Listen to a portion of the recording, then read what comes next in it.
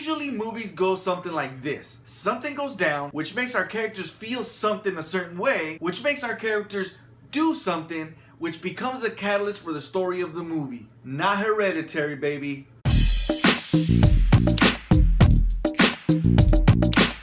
Alright, so let me tell you how Hereditary goes down. You got a family, mom played by Toni Collette, dad played by Gabriel Byrne, the son played by Alex Wolff, and the daughter played by Millie Shapiro. Okay, now this is not gonna be a spoiler because it's shown in the trailer. Grandma dies, you know, mom, Toni Collette's character's mother, she dies, and you basically watch the family deal with this loss and all the turmoil within the family that is caused by it for about an hour.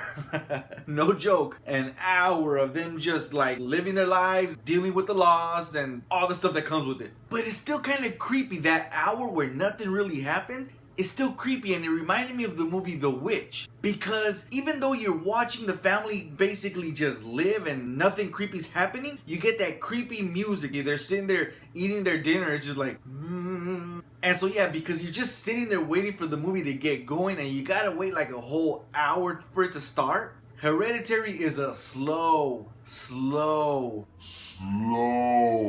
burn. Is it this generation's Exorcist? It could have been. This movie had potential. Like, I really think that the director kind of weighed his options, like, okay, an hour of just watching the family kind of just deal with loss and nothing really happen and have the movie get going at the very end. They're probably gonna get bored, but they're invested in that family. They got to know them, they're connected, they care about them. Or cut about an hour off and the film is in danger of becoming this kind of typical creepy movie with a less degree of emotional impact. And so yeah, I do think that The Witch and Hereditary have a very similar structure, as the majority of the movie is just kind of us growing, connecting with the characters, and it's not till the very end that we really know what this movie is really about. Because for me, I did watch a clip, so I do know that they did let us know that there was loss in the family, and that's what kind of is the catalyst for this story. But I went into this movie not knowing what it was about. What is Hereditary? The title, Hereditary. I just kind of started assuming like, okay, this family might have this condition where they're mental or something like that. I don't want to spoil it, so I'm not going to talk about it, but just know that it's not almost to the very end that you really know what it's about. But even there, you still might not know until even further down, until it's almost over. But let's talk about the acting real quick. Damn, Toni Collette. Woo! She acted her balls off. Her acting was definitely one of the better acting that I've seen in years, man.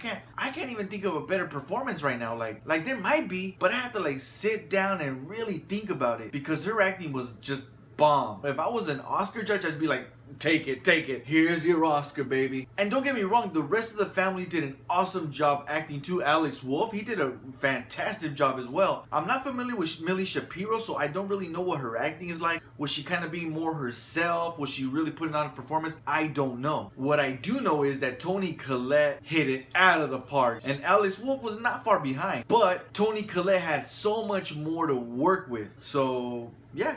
Okay, so like I said, for that hour, you're kind of just sitting there kind of knowing that it's a creepy movie, something's about to go down. The title is Hereditary, so you know that something's being passed down somehow. But at the theater, I was just kind of like, hey, do you know what this movie's about really yet? Nah. Like about the last third or maybe even the last quarter of the movie, something starts to go down and it happens fast from there. Once that starts to happen, it's just unrelenting, it's fast.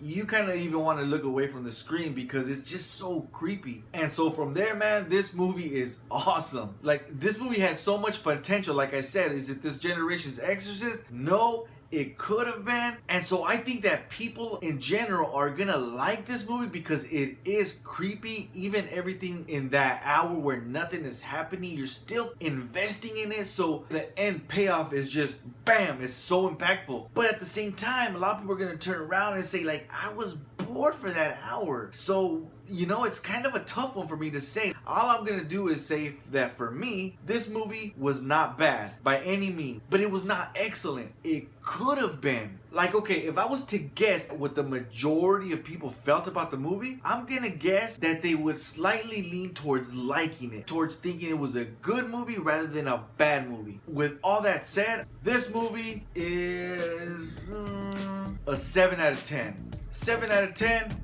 final judgment, and we're done. Hit the like button, and if you're a geek, subscribe. You can check out some more of my videos right now. Peace out.